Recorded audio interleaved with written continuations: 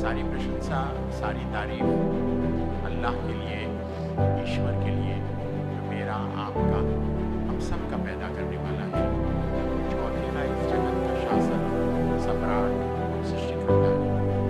अल्लाह की, ईश्वर की दया और करुणा महान आत्माओं पर हर युग में, हर जमाने में इंसानों से जुड़ा है।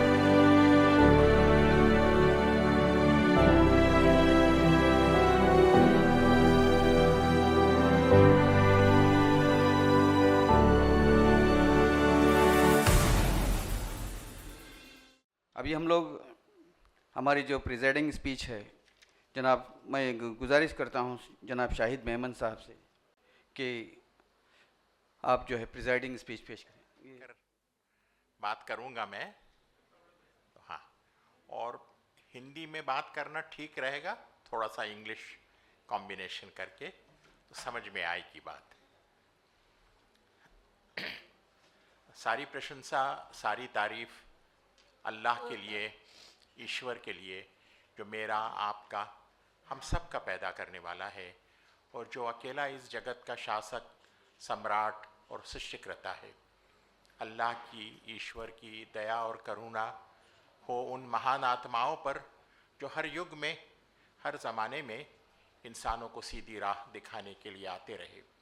और सबसे अंतिम में अल्लाह की, ईश्वर की दया और करुणा हो पैगंबर मोहम्मद सल्लल्लाहु अलैहि वसल्लम पर, जो ईश्वर के आखिरी दूत बनकर, सारे इंसानों के मार्गदर्शक बनकर इस दुनिया में आए। रिस्पेक्टेड डॉक्टर दयानंद राव साहब, रिस्पेक्टेड मिस्टर कैजिटन वाज, और जमात इस्लामी के ऑफिस बेरर्स, ऑर्गेनाइजर्स, मेंबर्स, और मेरे प्रिय बहनों और भाइयों, आज के इस प्रोग्राम में पार्टिसिपेट करते हुए मुझे बहुत खुशी हो रही है, इसलिए कि इस तरह के जो प्रोग्राम्स हैं जहाँ हिंदूज़, मुस्लिम्स, क्रिश्चियंस सब मिलकर बैठते हैं, एक दूसरे के करीब आते हैं, एक दूसरे को समझने की कोशिश करते हैं, ये वक्त की ज़रूरत है। It is a need of the hour, interfaith understanding. मेरे धर्म के बारे में भी मुझे सही जानकारी हो, मेरे पड़ोसी के, मेरे कलीग के, मेरे फेलो ह्यूमन बीइंग के, मेरे कंट्रीमैन के, उसके बारे में भी मुझे जानकारी हो।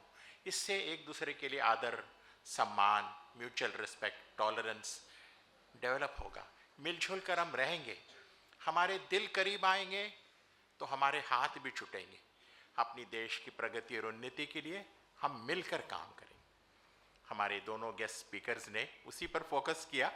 कैजिटन साहब ने भी यूनिटी पर पूरा फोकस रहा उनकी स्पीच, और फिर डॉक्टर दयानंद साहब ने तो इतने ब्यूटीफुल प्रैक्टिकल और लाइव एग्जाम्पल्स दिए यूनिटी के। It was really heart touching, very enlightening. और आज का ये जो प्रोग्राम है उसी दिशा में एक छोटा सा कदम है। It's a humble step in that direction. और मानव के करीब आए और मानव का संबंध अपने पैदा करने वाले से जुड़ जाए, इससे बढ़कर और क्या काम हो सकता है। तो आज हम यही इसीलिए यहाँ पर जमा हुए हैं। ईश्वर से प्रार्थना है कि ईश्वर इस हमारी छोटी से प्रोग्राम को सफल करे और हम मिलजुल कर अपने देश की प्रगति और उन्नति के लिए काम कर सकें, मिलजुल कर यहाँ रह सकें।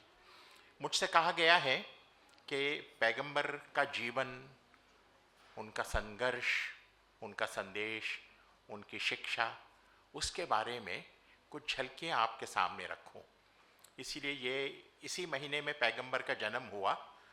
तो इंटरफेथ अंडरस्टैंडिंग का मतलब यही है कि पैगंबर के बारे में बहुत सा गलत इन्फॉर्मेशन है, तो गलत इन्फॉर्मेशन को अगर काउंटर करना है तो करेक्ट इन्फॉर्मेशन देना है, पॉजिटिवली उसको काउंटर करना, that is the best way. और फिर हमारे देश में सौभाग्य है, हमारा इतना प्यारा देश है अपना, कि majority of the people are peace loving. अगर अच्छी बात उनके सामने आती है तो उसको एक्सेप्ट करते हैं, खुश होते हैं। तो विषय पर आते हुए पैगंबर का जन्म, जैसा मैं कह रहा था, इसी महीने में हुआ। और पैगंबर का जन्म कुछ 5000 साल पहले, 10,000 साल पहले, ऐसा नहीं। पैगंबर का जन्म 1500 साल पहले हुआ, अभी अभी हुआ।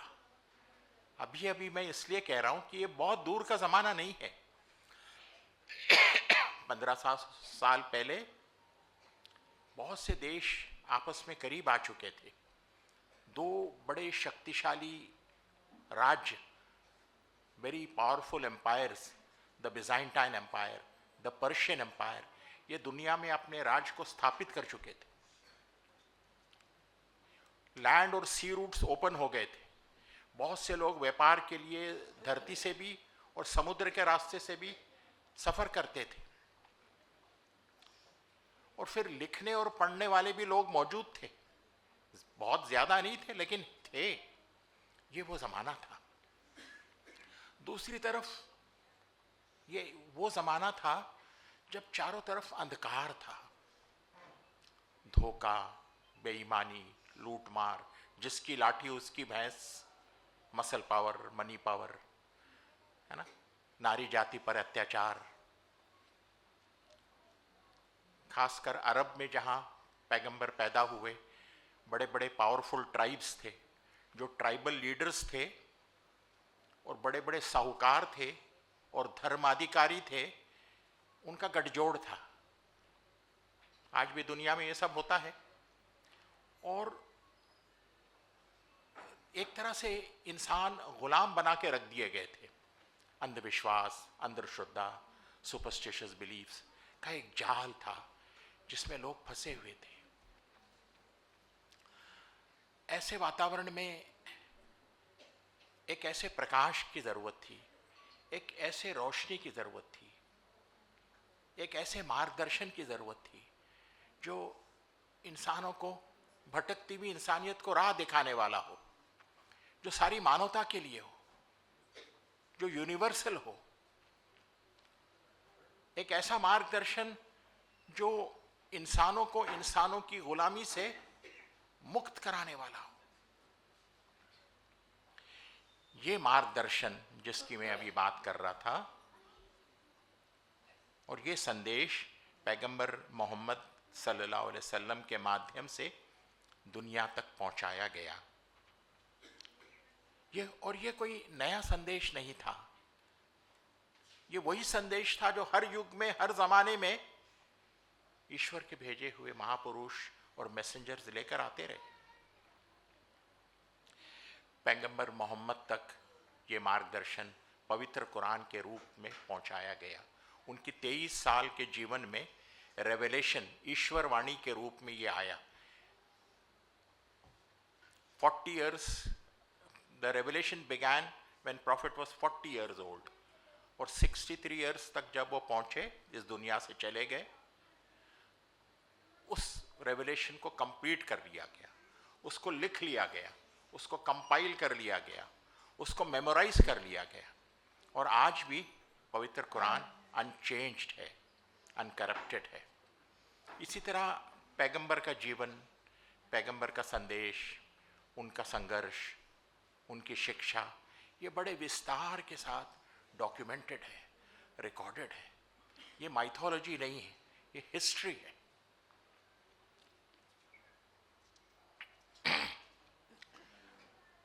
खुदा के ये महान पैगंबर को हम हर रूप में देख सकते हैं। एक पिता, एक बेटा, एक पति, एक भाई, एक दोस्त, एक पड़ोसी, एक शासक, एक रूलर, एक जज, एक सोशल रिफॉर्मर, एक फिलोसोफर और गाइड, एक मार्गदर्शक और एक धर्म गुरु। जीवन के हर क्षेत्र में पैगंबर के जीवन में हमें नमूना मिलता है, मॉडल मिलता है। और फिर आज के संदर्भ में जो हमारी समस्याएं हैं, ये चीटिंग, फ्रॉड, धोखा, करप्शन, जात पात, ऊंच नीच के झगड़े, ये नारी जाति पर अन्याय और अत्याचार, ये क्लाइमेट चेंज, ये ग्लोबल वार्मिंग, ये समस्याओं का समाधान भी हमको पैगंबर की शिक्षा में मिलता है। और फिर मानव की आत्मा की जो पुकार है कि मेरा पैदा करने वाला कौन है, किसने इस धरती पर मुझे भेजा है, कैसे जीवन गुजारना है, मेरे जीवन का लक्ष्य क्या है, कहाँ से मैं आया हूँ, कहाँ लौट कर जाना है, इन प्रश्नों का उत्तर भी हमको पैगंबर की शिक्षा में मिलता है। ज़रूरत इस बात की है कि हम धर्म, जात और भाषा से ऊपर उठकर पैगंबर के जीवन का अभ्यास करें। पैगंबर मोहम्मद सल्लल्लाहु अलैहि वसल्लम के मानव जाति पर बड़े उपकार और एहसान है। टॉपिक भी वही है ना, बेनिफैक्टर ऑफ ह्यूमैनिटी। ईश्वर के महापुरुष जब भी आए हैं वो बेनिफैक्टर्स ही रहे हैं। उनके संदेश में, उनकी शिक्षा में मानवता की भलाई ही रही। ये मानव उसको भूल गया, असल बात तो वो है। तो पैगंबर मोहम्मद के बहुत उपकार और एहसान हैं। उनका सबसे बड़ा उपकार ये है कि उन्होंने इंसानों को अपने खुदा का परिचय कराया।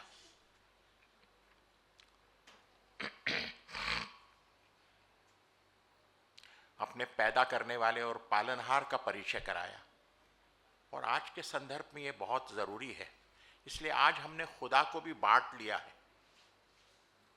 माई गॉड, योर गॉड, मेरा खुदा, तुम्हारा खुदा, हमारा खुदा, उनका खुदा, यानी खुदा को भी हमने बांट लिया। पैगंबर ने कहा कि नहीं, मेरा, आपका, हम सब का पैदा करने वाला, पालनहार, इस जगत का शासक, सम्राट, सृष्टिकर्ता, वो एक ही है। अलग कैसे हो सकता है? अलग कैसे हो सकता है? पवित्र कुरान में स्वयं ईश्वर ये कहता है, ऐ लोगों, अपने रब की बंदगी करो जिसने तुमको पैदा किया और तुमसे पहले जितने भी लोग आए उन सब का पैदा करने वाला है। इसी तरह तुम सफल हो सकते हो। वही तो है जिसने इस धरती को आराम की जगह बनाई, आसमान को छत बनाया, ऊपर से पानी बरसाया और तुम्हारे लिए तरह तरह के अनाज और फल इस धरती पे उगाए।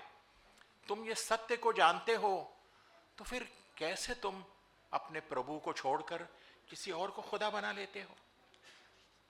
पवित्र कुरान में एक और जगह ईश्वर स्वयं अपना परिचय कराता है। बिस्मिल्लाहिर्रहमानिर्रहीम, कुल हुवल्लाहु अहद, अल्लाहुस समद, लम यलिद वलम यूलद वलम यकुल लहू कुफुवन अहद।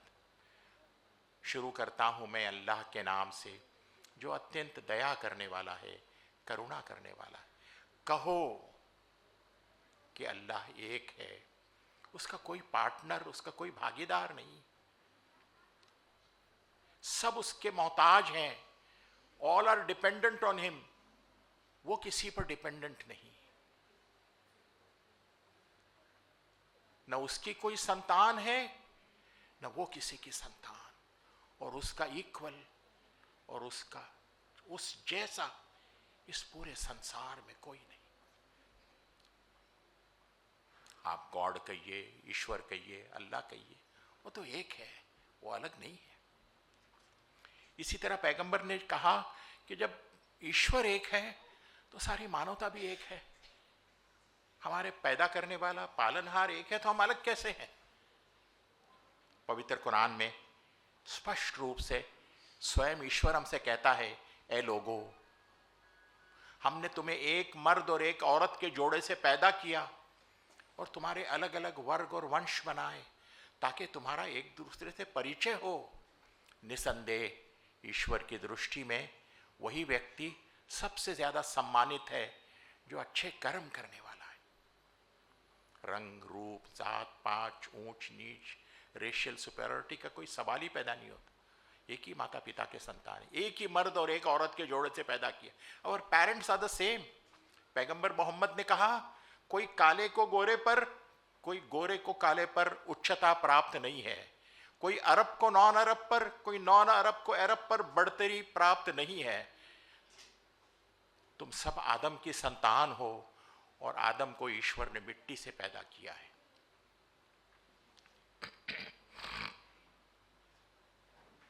आज के संदर्भ में जब मानवता टूटी हुई और बिखरी हुई है, पैगंबर की ये शिक्षा बड़ी महत्वपूर्ण है। इसलिए कि आज 21st सेंचुरी में भी हम देखते हैं कि ऊंच नीच के, जात पात के, काले और गोरे के, रेशियल सुपेरियरिटी के झगड़े हैं। ये शिक्षा एक ईश्वर, एक मानवता, और हमेशा से ये शिक्षा आती रही, ये संदेश आते रहा। मानव इसको भूल गया, पैगंबर ने इसको याद दिलाने के लिए आया, जो भूला हुआ सबक था। पैगंबर मोहम्मद ने जब ये कहा कि देखो, एक मानवता का जो कॉन्सेप्ट है ना, वो सिर्फ थ्योरी तक नहीं है, उसको प्रैक्टिकली समाज में पैगंबर ने इम्प्लीमेंट किया। 5 वक्त मुसलमान बंधु नमाज पढ़ते हैं, मस्जिद में जाते हैं, अमीर और गरीब, छोटा और बड़ा, सब एक कतार में खड़े हो जाते हैं, कांधे से कांधा लगाकर ईश्वर के दरबार में सब एक। हज की पवित्र यात्रा हर साल होती है। करीब करीब 35 लाख लोग यूरोप, अफ्रीका, एशिया के सैकड़ों देशों से इस एक ईश्वरवाद के केंद्र पर जमा हो जाते हैं। राजा और रंग, काले और गोरे, अमीर और गरीब, स्त्री और पुरुष, सब आ जाते हैं। वहां जाने के बाद आपके वस्त्र भी बदल देने पड़ते हैं। 2 सफेद कॉटन की चादरें हैं जो आपको ओढ़ना है। ईश्वर के दरबार में सब सम्मान है। और काबे का जब परिक्रमा करते हैं ना, काबा एक क्यूबिकल स्ट्रक्चर है, स्टोन से, पत्थर से बनाया हुआ, आपने देखा होगा फोटोग्राफ में। एक ईश्वरवाद का केंद्र है। इंसान वहां जाता है, परिक्रमा करता है। परिक्रमा करने का भी एक कॉन्सेप्ट है कि प्रभु, अब तू मेरे जीवन का केंद्र होगा, मेरा जीवन तेरे अतराफ घूमेगा, तेरी आज्ञा का पालन, तेरे इच्छा अनुसार जीवन बिताना, तुझे खुश करना और प्रसन्न कर, यही मेरे जीवन का आदर्श होगा। इस भावना से वो परिक्रमा करता है। और हम देखते हैं कि कई बार ऐसा होता है कि काला आदमी जो अफ्रीका से आया हुआ हो, गरीब इंसान है बेचारा, वो काबे के बिल्कुल सामने होता है, और एक धनवान आदमी, चाहे वो देश का कोई बड़ा मिलियनर हो या बड़ा रूलर हो, या फिर कोई गोरा आदमी यूरोप से आया हुआ हो, धनवान, वो काबे के बहुत पीछे रहता है। वहां कोई वीआईपी ट्रीटमेंट, कोई स्पेशल अरेंजमेंट किसी के लिए नहीं होता। पैगंबर मोहम्मद का एक बहुत बड़ा कंट्रीब्यूशन ये भी है कि आपने मानव को एक तरफ ये बताया कि खुदा का हक इंसानों पर क्या है, और दूसरी तरफ ये बताया कि इंसानों का हक इंसानों पर क्या। खुदा का हक इंसानों पर यह है कि सारे इंसान इस सत्य को स्वीकार कर ले कि इस जगत का शासक, सम्राट, सृष्टिकर्ता, हमारा आपका पैदा करने वाला, वो एक खुदा है। उसी की आज्ञा का पालन हो, उसी की वंदना हो, उसी की उपासना हो, जो मांगना है उसी से मांगो, और उसको छोड़कर अपने सर को किसी और के आगे न झुकाओ। ये खुदा का हक इंसानों पर है। और इंसानों का हक इंसानों पर कि सारे इंसान एक ही माता पिता के संतान है, और इस नाते से एक दूसरे के साथ सत्य और न्याय, दया और करुणा, प्रेम और भाईचारगी का स्वभाव हो। Duties and obligation towards fellow human being and towards God's creation, इस पर पैगंबर ने बहुत जोर दिया। आपने एक बड़ा अच्छा एग्जाम्पल दिया। आपने कहा पैगंबर ने कि देखो, कयामत के दिन जिस दिन न्याय होगा ना, एक व्यक्ति आएगा बहुत खुश कि अभी मुझे स्वर्ग में प्रवेश मिलेगा। बहुत नमाजें पढ़ा होगा, हज की पवित्र यात्रा को भी जाकर आया होगा, रमज़ान के 30 रोज़े भी रखा होगा। आज तो मुझे प्रवेश मिलेगा स्वर्ग। लेकिन ऐसा नहीं होगा, ऐसा नहीं होगा। इसलिए कि उस दिन बहुत से लोग खड़े होंगे ईश्वर के दरबार में, कंप्लेंट्स लेकर, फरियाद लेकर, शिकायत लेकर कि प्रभु, इसने हमारे साथ अन्याय किया था, इसने हमारे साथ अत्याचार किया था, इसने हमको धोखा दिया था, इसने हमारा माल चोरी किया था, इसने हमारी हत्या की थी, इसने 4 लोगों के सामने मुझे इंसल्ट किया था। किसी को इंसल्ट करना बहुत बड़ा पाप है। पवित्र कुरान में कहा गया, वह कर्रम ना बनी आदम, हमने आदम की संतान को डिग्निटी दिया है। एक झाड़ू मारने वाला है ना, उसको भी डिग्निटी है। किसी की हत्या करना वो तो बहुत दूर की बात। पवित्र कुरान में कहा गया, एक मानव की हत्या नाहक वो ऐसे है जैसे तुमने सारी मानवता की हत्या की, और एक इंसान को बचाना ऐसे है जैसे तुमने सारी इंसानियत को बचाया। तो बहुत से कंप्लेंट्स होंगे उस दिन 500 रुपीज के नोट्स नहीं होंगे, अमेरिकन डॉलर्स नहीं होंगे, सोना चांदी नहीं होगा देने के लिए, मगर ईश्वर तो न्याय करने वाला है ना। तो ईश्वर फरिश्तों से कहेगा कि इसकी पुण्य की गठरी खोल दो, और जो पुण्य ये लेकर आया है ना, वो उन कंप्लेनेंट्स में बांट डालो, इसकी पुण्य की गठरी खाली हो जाएगी, कंप्लेंट्स फिर भी बाकी रहेंगे। ईश्वर एंजल से कहेगा कि उनके पाप ले लो और उसकी गठरी में डाल दो, और बैलेंस शीट को इक्वल कर दो, हिसाब चुकता कर दो, और होगा ये कि इसकी पुण्य की गठरी खाली हो जाएगी, पापों से भर जाएगी। फिर कहा जाएगा एंजल से कि ले जाओ इसको नरक में, इसका ठिकाना तो नरक है, नमाज पढ़ने के बावजूद, रोजा रखने के बावजूद, हज की पवित्र यात्रा के बावजूद।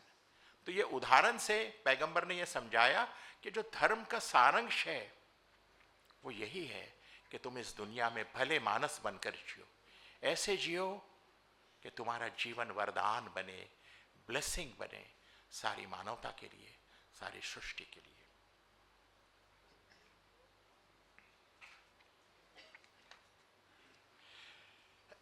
पैगंबर मोहम्मद के मानव जाति पर अनगिनत उपकार और एहसान है। आपने कहा जब ईश्वर एक है, सारी मानवता एक है, तो ईश्वर का भेजा हुआ संदेश मानवता के लिए वो कैसे अलग हो सकता है? तो एक ही है। मैं कोई नया संदेश लेकर नहीं आया हूं, मैं वही संदेश लेकर आया हूं जो हर युग में ईश्वर के महापुरुष लेकर आए। वो क्या संदेश? आओ हम और तुम उसके आगे झुक जाएं जिसके आगे पूरा जगत झुका हुआ है।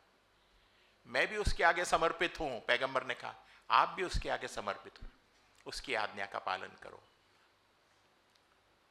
जिसका कानून इस पूरे जगत में चल रहा है, इसी में तुम्हारी सफलता है, इस दुनिया के जीवन में भी और मौत के बाद का जो हमेशा हमेशा का जीवन है। पवित्र कुरान में कहा गया, बड़ा प्यारा श्लोक है, ईश्वर कह रहा है, क्या तुम नहीं देखते कि आकाश और धरती में जो कुछ है वो चाहे न चाहे ईश्वर के आगे समर्पित है। और वास्तविकता में हम देखते हैं कि हमारे धरती का रोटेशन और रेवोल्यूशन हो, या इस यूनिवर्स में जो स्टार्स और प्लैनेट्स और गैलेक्सीज हैं, मिलियंस ऑफ गैलेक्सीज हैं, उनका ऑर्बिट में घूमना हो, सब ईश्वर के आज्ञा के मुताबिक काम कर रहे हैं ना। बल्कि हमारा पूरा शरीर, डॉक्टर साहब बैठे हैं मेरे बाजू, हमारा पूरा शरीर, हमारा एक एक ऑर्गन, एक एक मसल, एक एक टिश्यू, एक एक सेल वही काम करता है जिसका हुक्म उसके प्रभु ने उसको दिया है, उसके पैदा करने वाले को उसने दिया। पैगंबर ने यह समझाया कि देखो तुम भी इसी तरह समर्पित हो जाओ, झुक जाओ। और इंसान अगर इसी तरह झुक जाता है अपने प्रभु के आगे, उसकी आज्ञा का पालन करता है, उसके इच्छा अनुसार जीवन बिताता है, तो फिर मानव जीवन अपने प्रभु के साथ और इस पूरे कॉस्मोस के साथ हार्मोनाइज हो जाता है। ये पूरा संसार उसके संग संग चलने लगता है। There is a beautiful symphony and harmony. Life flower और ब्लॉसम होती है। इस दुनिया में भी प्रगति, उन्नति, शांति, सुख नसीब होता है। और जब हम लौट कर अपने प्रभु के पास जाते हैं तो हमेशा हमेशा का सुख, हमेशा हमेशा का जीवन नसीब होता है। ये प्रेजेंट सिनेरियो में ये शिक्षा बहुत महत्वपूर्ण है, इसलिए कि आज हम क्या करते हैं, मानव क्या किया है, इर्रिस्पेक्टिव ऑफ रिलीजन, हम सबका वही हाल है। धर्म को हमने राइट्स एंड रिचुअल्स तक सीमित कर दिया, और उसका जो क्रक्स एंड एसेंस है कि हम ईश्वर की आज्ञा का पालन करना है, उसके इच्छा अनुसार जीवन बिताना है, कदम कदम पर, पग पग पर, जीवन के हर मोड़ पर ईश्वर ने मुझे क्या मार्गदर्शन दिया है, क्या आदर्श है, क्या उपदेश है, क्या नियम है, वो हम भूल गए हैं। मानव आज अपनी मर्जी से जीना चाहता है और उसका परिणाम भी ये हुआ ना कि इंडिविजुअल लाइफ हो, कलेक्टिव लाइफ हो, नेशनल लाइफ हो, इंटरनेशनल रिलेशंस हो, हर जगह प्रॉब्लम्स। यहाँ तक के इंटरनेशनल कॉन्फ्रेंसेस में ये प्रश्न खड़ा हुआ है, can man survive on planet Earth? क्या मानव इस धरती पे जी सकेगा? पैगंबर की शिक्षा इस संदर्भ में बहुत महत्वपूर्ण है। और दरअसल इस्लाम का जो शब्द है ना, दो शब्दों से बना है, सिल्म और सलम। सिल्म सरेंडर करना, सबमिट करना, सलम पीस, अस्सलामु अलैकुम, may peace be upon you. तो मानव अगर अपने प्रभु के आगे सबमिट करता है, सरेंडर करता है, तो उसे पीस मिलती है। Peace with in himself, peace with his master and creator, peace with his fellow human beings and peace with the entire creation of God. आज जो एक कॉन्फ्लिक्ट है ना, उसी वजह से क्लाइमेट चेंज का प्रॉब्लम है। मानव ने रिबेल किया है। पैगंबर मोहम्मद सल्लल्लाहु अलैहि वसल्लम के मानव पर एक बहुत बड़ा उपकार ये भी है कि पैगंबर ने बताया कि दुनिया का जीवन क्या है, इसकी परिभाषा बताई। पवित्र कुरान में ईश्वर कहता है, बहुत ही धन्य है वो जिसके हाथ में सारे जगत की बादशाही है और जो हर चीज पर नियंत्रण रखता है, जिसने मौत और जीवन को पैदा किया ताकि तुम्हारी परीक्षा ले और देखे कि कौन तुम में से अच्छे कर्म करने वाला है। ईश्वर तो अत्यंत दया करने वाला, क्षमा करने वाला है। एक और जगह ईश्वर कहता है, ये दुनिया का जीवन तो खेल तमाशे के सिवा कुछ नहीं। वास्तविकता में असल जीवन तो परलोक का घर है, जहां हमेशा हमेशा रहना है। इंसान ये भूल गया। ईट, ड्रिंक एंड बी मेरी, यू लिव ओनली वंस। खाओ पियो मजा करो, एक ही बार तो जीना है। पैगंबर ने कहा नहीं, मौत जो है वो जीवन का अंत नहीं है, वो एक नए जीवन की शुरुआत है। वो जीवन जो आने वाला जीवन है, जो हमेशा हमेशा का जीवन है। इंसान इसको भूल गया है। और पैगंबर ने यह भी कहा कि देखो, ईश्वर न्याय करने वाला है, ईश्वर दयावान है और न्याय दया का अंग है। Justice is an attribute of mercy. न्याय नहीं तो दया कैसी? एक दिन जरूर आएगा, न्याय का दिन आएगा, जब इंसानों को अपने प्रभु के आगे अपने कर्मों का हिसाब देना होगा। अच्छे कर्मों का बदला अच्छा, बुरे कर्मों का बदला बुरा। सजा और पुरस्कार तो मिलके रहेगा। अकाउंटेबिलिटी बिफोर गॉड, इसका बहुत ज्यादा फोर्स। और वैसे भी हम देखते हैं ना कि अकाउंटेबिलिटी तो हमारी दुनिया का कोई काम काज, कोई ऑर्गेनाइजेशन अकाउंटेबिलिटी के बगैर सफल हो ही नहीं सकता। It's impossible. लेकिन हम भूल जाते हैं कि we are accountable before God. पैगंबर मोहम्मद ने कहा कि देखो, कयामत के जिस दिन हिसाब होगा, हर व्यक्ति अपने प्रभु के आगे खड़ा होगा। अपनी जगह से वो हट नहीं सकेगा, जब तक कि वो 3 प्रश्नों का उत्तर न दे दे।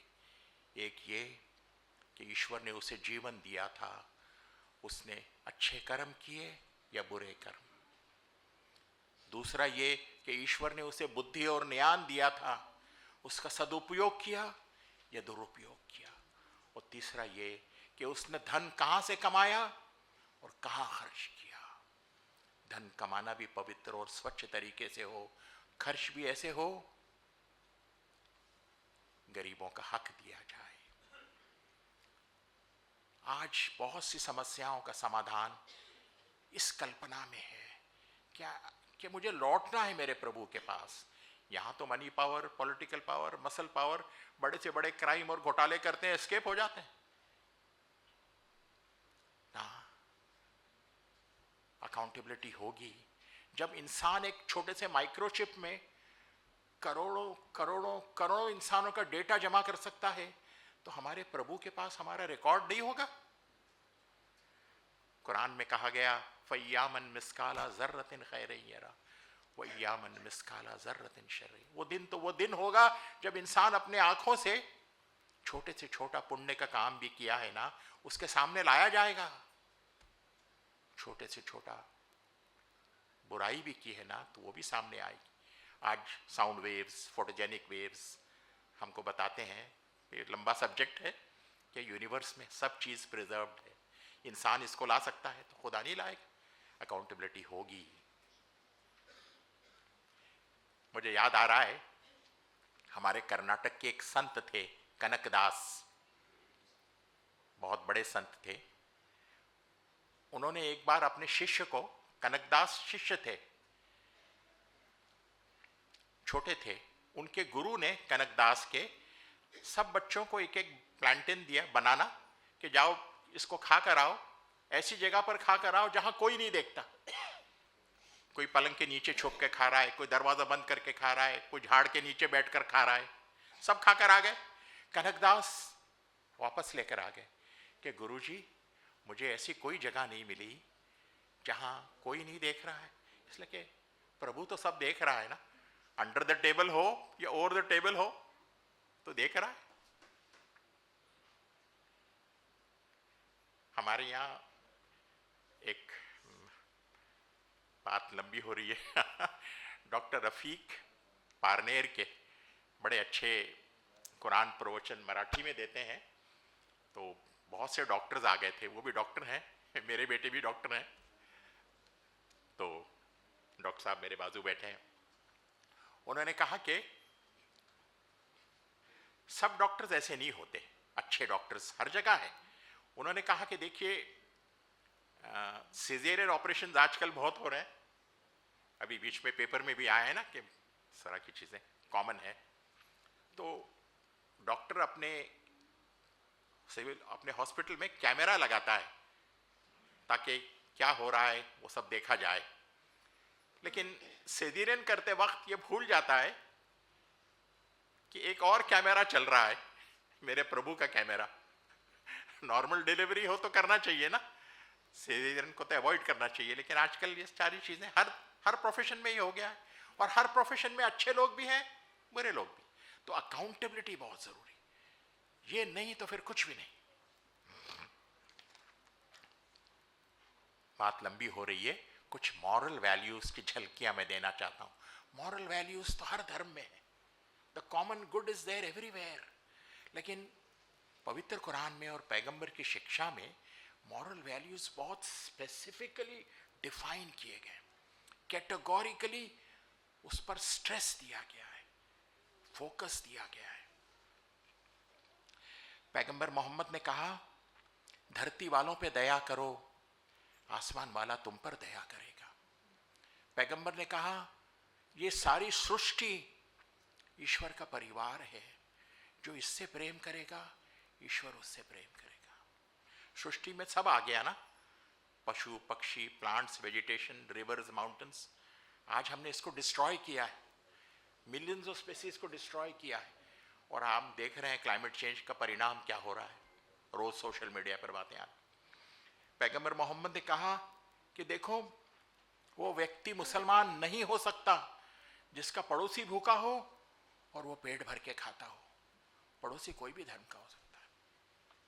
उनके शिष्य ने पूछा, पैगंबर सबसे अच्छा काम कौन सा है? आपने कहा, भूखे को खाना खिलाना। मुसलमान को खाना खिलाना, भूखे को खाना खिलाना। आज हंगर दुनिया की सबसे बड़ी समस्या। गूगल पर स्टैटिस्टिक्स मिलते हैं, आंखों में पानी आ जाता है। खुद हमारे देश में 20 करोड़ लोग ऐसे हैं जो 2 वक्त की रोटी पेट भरकर नहीं खा सकते। पैगंबर ने कहा, तुम में सबसे अच्छा इंसान वो है जो लोगों के काम आए। मुसलमान के काम आए, लोगों के काम आए, कोई भी धर्म। इसलिए कि ईश्वर से प्रेम का मतलब यह है कि ईश्वर के बंदों से प्रेम किया जाए, वरना ईश्वर के प्रेम का दावा झूठा है, झूठा है। आपने कहा खिदमत खल्क सबसे बड़ी इबादत है, खिदमत सेवा, खल्क क्रिएशन। एक कविता की पंक्ति है, यही है इबादत, यही दीन व ईमा, कि दुनिया में काम आए इंसान के इंसान। यही भक्ति, यही पूजा, यही श्रद्धा, कि दुनिया में इंसान इंसान के काम आए। दरअसल रमज़ान के 30 दिन की जो ट्रेनिंग होती है ना, to share and to care, अमीर और गरीब सब रोजे रखते हैं, सबको कंपलसरी।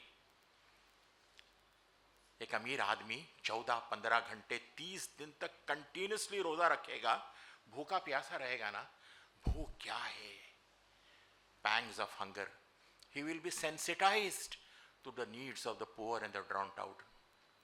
इसीलिए कहा गया रमजान में भूखे को खाना खिलाओ, नंगे को कपड़ा पहनाओ, जो बीमार है दवा पहुंचाओ, लोगों के दुख दर्द में काम आओ, मानव सेवा के काम करो।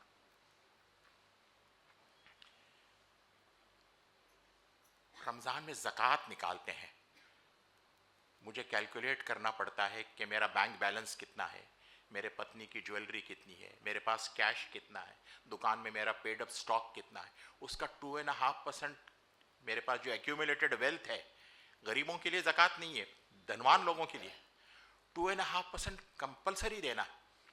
एग्रीकल्चर इनकम है तो इरिगेशन से है तो 5%, नेचुरल रेन वाटर से है तो 10%। एक ज़माना ये था कि कलेक्टिव ज़कात थी, सारी ज़कात एक जगह जमा होती, सर्वे किया जाता और वो ज़कात इस तरह से डिस्ट्रीब्यूट की जाती। आज वो सिस्टम चला गया कि जो ज़कात लेने वाला है ना, वो ज़कात देने वाला बन जाता। जो समाज में, सोसाइटी में लायबिलिटी है, वो प्रोडक्टिव मेंबर और एसेट बन जाता। अमीर और गरीब तो हर समाज में रहेंगे, हमेशा रहेंगे, लेकिन वो जो गैप है वो कम होता है, गरीब की सारी आवश्यकता पूरी होती है। आज हमारे देश में 1% लोग हैं जिनके पास 40% दौलत है, 50% गरीब लोग हैं, 50% जिनके पास सिर्फ 6.4% दौलत है। लंबा सब्जेक्ट है ये, वक्त नहीं है। तो ये जो है आज के संदर्भ में पैगंबर की ये शिक्षा बहुत महत्वपूर्ण। एक और बात कि सारी दुनिया में नफरत, घृणा, शत्रुता, रिवेंज, हेट्रेड, पैगंबर ने, जैसे कैजिटन साहब ने भी कहा, फॉरगिवनेस, क्षमा करना, इस पर बहुत ध्यान दिया। पवित्र कुरान में कहा गया कि देखो, तुमको अगर कोई कष्ट देता है तो उतना ही कष्ट तुम उसको दे सकते हो, तुम्हारा हक है, लेकिन अगर तुम क्षमा करते हो तो बहुत बड़ा पुण्य का काम करते हो। ईश्वर ऐसे लोगों से प्रेम करता है।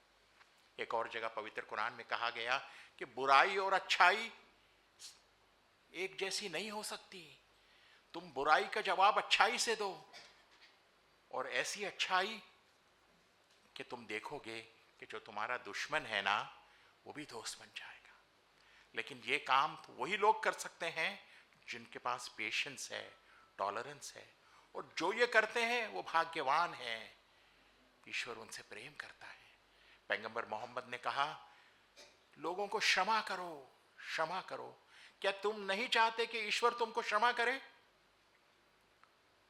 To err is human, to forgive is divine.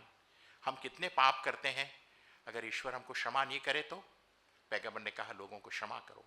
पैगंबर के पूरे जीवन में क्षमा, दया, करुणा के एग्जाम्पल्स बहुत से मिलते हैं। अभी वक्त नहीं है, चिट्ठी आ गई है।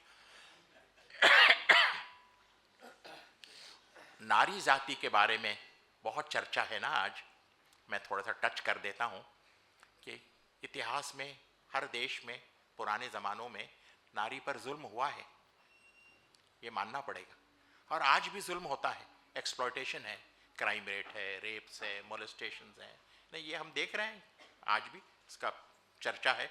Me too movement, me too, हज़ारों हज़ारों औरतें सेक्सुअली उनको कैसे एक्सप्लॉइट किया, आज भी 21st सेंचुरी।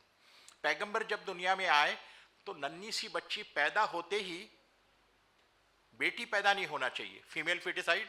आज तो मेथोडोलॉजी बदल गई है, तरीका बदल गया, ह्यूमन नेचर सेम है, नेचर इंसान का नहीं बदला, मेथोडोलॉजी बदली। नन्ही सी बच्ची को गड़ा खोद के जमीन में गाड़ दिया जाता, जिंदा बच्ची। औरतों को कंप्लीटली नेकेड करके काबे का परिक्रमा करने पर मजबूर किया जाता। एक्सप्लॉयटेशन था। पैगंबर ने कहा कि देखो, जिस घर में बेटी पैदा होती है, धन्य है वो परिवार, ईश्वर की दया और करुणा उस पूरे परिवार पे रहती है। जो पिता बेटी और बेटे में फर्क नहीं करता, उसको जीने का हक देता है, अच्छी शिक्षा देता है, अच्छा विवाह करके देता है, तो कयामत के दिन मैं और वो दोनों संग संग रहेंगे। आपने ऐसे बताया, वी विल बी टुगेदर। आपने विधवा को दोबारा शादी करने का हक दिया। आपने कहा लड़की का विवाह नहीं हो सकता जब तक कि वो कंसेंट न दे दे कि हाँ ये रिश्ता मुझे मंजूर है। आज भी जब निकाह होती है तो हम देखते हैं कि जो मौलाना काजी होते हैं, दो विटनेसेस के साथ जाकर दुल्हन से कंसेंट लेते हैं। दुल्हन कंसेंट देना पड़ता है, विदाउट कंसेंट मैरिज नहीं हो सकती। लड़की कोई गाय बैल भैंस नहीं है कि ये खूट से निकाल कर वो खूट पर बांध ना। आपने कहा लड़की को मेहर मांगने का हक है, अपने फाइनेंशियल स्टेटस के मुताबिक वो फाइनेंस, वो पैसा, ज्वेलरी अपने शौहर से मांग सकती, और वो इंडिपेंडेंट है, उसका हक है उसके लिए, उसको कोई रोक नहीं। आपने कहा अगर कोई शौहर, कोई पति अत्याचार कर रहा है, अन्याय कर रहा है, औरत के साथ जुल्म कर रहा है, या बहुत सालों तक लापता है या इंपॉर्टेंट है, तो पत्नी को हक है कि अपने पत्नी से अलग हो जाए। उसको भी हक दिया।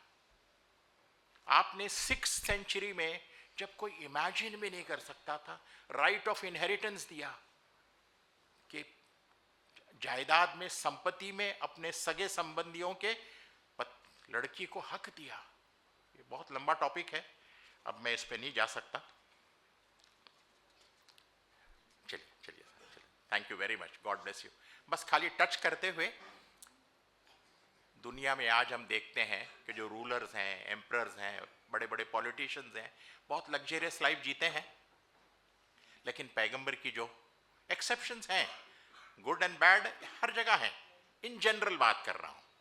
लेकिन पैगंबर का मामला ऐसा था कि शुरू से पैगंबर का संघर्ष रहा, गरीबी रही, दुख झेलते रहे।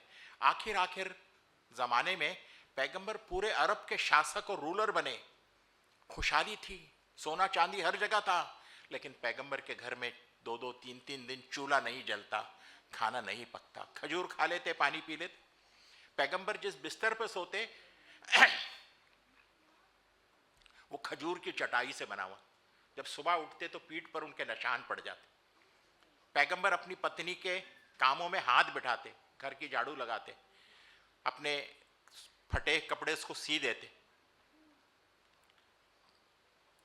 कोई सभा में जाते तो उनके वस्त्र से, उनके ड्रेस से कोई उनको पहचान नहीं सकता, कॉमन आदमी के जैसा। और जहां भी जाते वो बैठ जाते जहां मिलते। कोई उनके लिए आदर में खड़ा होता तो कहते नहीं बैठ जाओ, पसंद नहीं करते। और पैगंबर जब इस दुनिया से गए तो अपने घर वालों के लिए कोई संपत्ति, कोई जायदाद नहीं छोड़ी। और लास्ट में, अंत में, पैगंबर ने आत्मशुद्धि और आत्म पवित्रता पर बहुत जोर दिया। मैं ऑर्गेनाइजर से 5 मिनट में कंक्लूड कर देता हूँ। खाना भी रेडी है, बहुत लेट हो गया है, प्रोग्राम लेट शुरू हुआ। आत्मशुद्धि और आत्म पवित्रता, रमज़ान में दरअसल ये ट्रेनिंग दी जाती है। इंसान 14-14, 15-15 घंटे खाना नहीं खाता, खाना पीना, सेक्स, कंफर्ट, इससे दूर रहता है, और उसको एहसास होता है कि ये जिंदगी का बी ऑल और एंड ऑल नहीं है। शरीर की भूख के अलावा आत्मा की भूख है, शरीर की प्यास के अलावा आत्मा की प्यास है, उस पर फोकस करो। पवित्र कुरान में कहा गया, कद अफलह मन ज़क्काहा व कद खाब मन दस्साहा। सफल हुआ वो जिसने अपनी आत्मा का विकास किया, उसको फ्लावर और ब्लॉसम होने का मौका दिया, और बर्बाद हुआ वो जिसने अपनी आत्मा को दबा दिया। रमजान में एक एहसास और होता है, भूखे को खाना खिलाना है, मानव सेवा करना है, तो ये एहसास होता है। आप ये भी महसूस करते हैं, शरीर जो है ना इंसान को खुदा ने शरीर भी दिया, आत्मा भी दी। शरीर खाकर खुश होता है, आत्मा खिलाकर खुश होती। शरीर लेकर खुश होता है, आत्मा देकर खुश होती है। मेरे साथ कोई अन्याय अत्याचार करे, मैं बदला ले सकता हूं, मैं क्षमा करूं, आत्मा संतुष्ट होती है। इस पर पवित्र कुरान ने और पैगंबर ने बहुत जोर दिया। आखिर में संतुष्ट आत्मा की बात है तो मैं अपनी बात को कंक्लूड करता हूं। एक बहुत अच्छा डायलॉग है ईश्वर और बंदों के दरमियान। खुदा के नेक बंदे, 2 ही मिनट में कंक्लूड हो जाएगा, समाप्त कर। खुदा के जो नेक बंदे हैं, जिन्होंने अच्छे कर्म किए होंगे, मर्द भी होंगी, औरतें भी होंगी, स्वर्ग में प्रवेश मिलेगा, ईश्वर उनसे संबोधित होगा। एक श्लोक है कुरान में, उसका एक्सप्लेनेशन इस तरह से मैं कर रहा हूं। ईश्वर कहेगा, ए मेरे नेक बंदो, क्या तुमको सब कुछ मिल गया जिसका मैंने दुनिया में वादा किया था? बंदे कहेंगे, प्रभु तेरा उपकार है, तेरा एहसान है, तूने ऐसी स्वर्ग में हमको प्रवेश दिया है, इससे बढ़कर और क्या हो सकता है? स्वर्ग वो जगह है जहां मौत नहीं, हमेशा की जिंदगी है। स्वर्ग वो जगह है जहां बीमारी नहीं, हमेशा तंदुरुस्त होगा। स्वर्ग वो जगह है जहां बुढ़ापा नहीं, हमेशा जवान होगा। स्वर्ग वो जगह है जहां दुख की कोई परछाई नहीं, सुख ही सुख होगा। और स्वर्ग वो जगह है जहां इंसान की सारी इच्छाओं को पूरा किया जाएगा। इस दुनिया में बिल गेट्स हो या अंबानी हो, उसकी इच्छाएं पूरी नहीं होती। तो बंदे कहेंगे, प्रभु तेरा उपकार है। खुदा कहेगा, नहीं, उपकार का है, ये तो तुम्हारे पसीने की कमाई है। तुमने दुनिया में कदम कदम पर, पग पग पर, जीवन के हर मोड़ पर ये देखा था कि मैं किससे खुश होता हूं, किससे नाराज होता हूं। मेरी आज्ञा का पालन किया था। तुमने लाखों की दौलत को ठुकरा दिया कि नहीं, ये भ्रष्टाचार की दौलत है, मुझे नहीं चाहिए। आज तो बदले का दिन है ना, the day of recompense Quran में कहा गया। और फिर मुझसे अच्छा बदला और कौन दे सकता है? ये कहकर ईश्वर कहेगा, एक और चीज बाकी है जो मैं तुमको देना चाहता हूं। बंदे कहेंगे, ए प्रभु और क्या? What else? ईश्वर उस दिन अपने आप को खोल देगा, वो बेनकाब हो जाएगा, वो पर्दा हमारी आंखों के सामने से हट जाएगा, वो अपना दर्शन देगा। आज हम अपने प्रभु को नहीं देख सकते। हमने बहुत से छोटे बड़े खुदा बना लिए हैं, लेकिन अपनी कल्पना से बनाए। हमारा प्रभु तो वो है जो इस पूरे जगत को बनाया। उस दिन वो अपना दर्शन देगा और फिर वो कहेगा कि आज मैं तुमसे खुश हो गया। अब तुमसे मैं कभी नाराज नहीं हूं। आज तुम्हारी परीक्षा का अंत है। आज मैं तुमसे खुश, तुम मुझसे खुश। पवित्र कुरान का श्लोक है, या अय्यतुहन नफ्सुल मुतमइन्ना इरजी इला रब्बिकी राज़ियतम मर्ज़िया फदखुली फी इबादी वदखुली जन्नती। ऐ संतुष्ट आत्मा, लौट अपने प्रभु की तरफ, इस स्थिति में कि तू उससे संतुष्ट और वो तुझसे संतुष्ट। प्रवेश कर मेरे स्वर्ग में, दाखिल हो जा मेरे नेक बंदों में। ये स्वर्ग तेरे लिए तो मैंने बनाया और सजाया है। अब यही तुझको हमेशा हमेशा मेरे संग संग यही जीना है। इंसान के जीवन का आदर्श ये बन जाए कि मैं जब लौट कर मेरे प्रभु के पास जाऊं, वो मुझसे खुश हो जाए, तो फिर वो भला इंसान बनकर दुनिया में। यही पैगंबर की शिक्षा है, यही आज के दिन का संदेश। आपने मेरी बातों को बहुत ध्यान से सुना। आई thank you for your patience, for your tolerance, for your magnanimity. Thank you.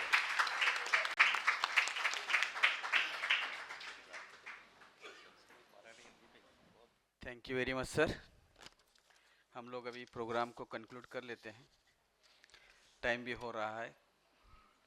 तो एक टोकन ऑफ अप्रिसिएशन रहेगा हमारे गेस्ट स्पीकर्स के लिए। मैं शाहिद मेमन सर से गुजारिश करूंगा कि हमारे डॉक्टर राव सर को जो है टोकन ऑफ अप्रिसिएशन।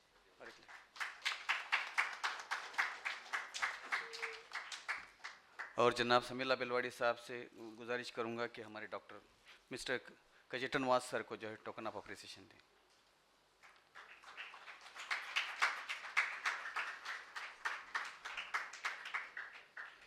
इसी के साथ साथ मैं वोट ऑफ थैंक्स मैं ही कर लेता हूँ क्योंकि टाइम भी हो रहा है। मैं सबसे पहले उस ईश्वर अल्लाह का शुक्र अदा करता हूँ कि आज सब हम लोग यहाँ पर उसके दया से, करुणा से हम लोग यहाँ पर जमा हुए और प्रॉफिट मोहम्मद सल्लल्लाहु अलैहि वसल्लम के बारे में कुछ चीज़ें जानने का एक मौका मिला।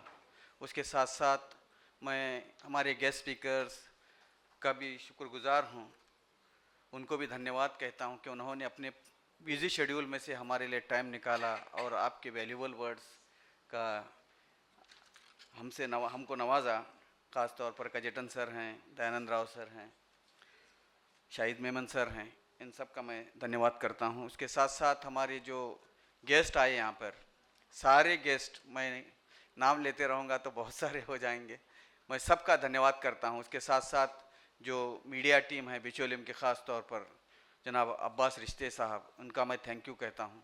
और उसके साथ साथ हमारा JH मीडिया सेल है, उनको भी मैं थैंक यू कहता हूँ।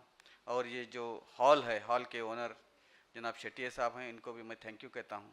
इसके साथ साथ मैं मौलाना उस्मान खासमी साहब से गुजारिश करता हूँ कि दुआ से जो है इस प्रोग्राम का अंत करें। उस्मान खासमी साहब, एक छोटी सी दुआ कर लीजिए, उसके बाद हम लोग शॉर्ट दुआ कर लीजिए, तो हम लोग जो है खाने के लिए आगे बढ़ेंगे। बिस्मिल्लाहिर्रहमानिर्रहीम। रब्बना आतिना फिद दुनिया हसनतम व फिल आखिरति हसनतम व क़िना अज़ाबन्नार। ये अल्लाह तो बड़ा मेहरबान है, कृपालु है, दयालु है। हमारे गुनाहों, हमारे पापों को माफ़ कर।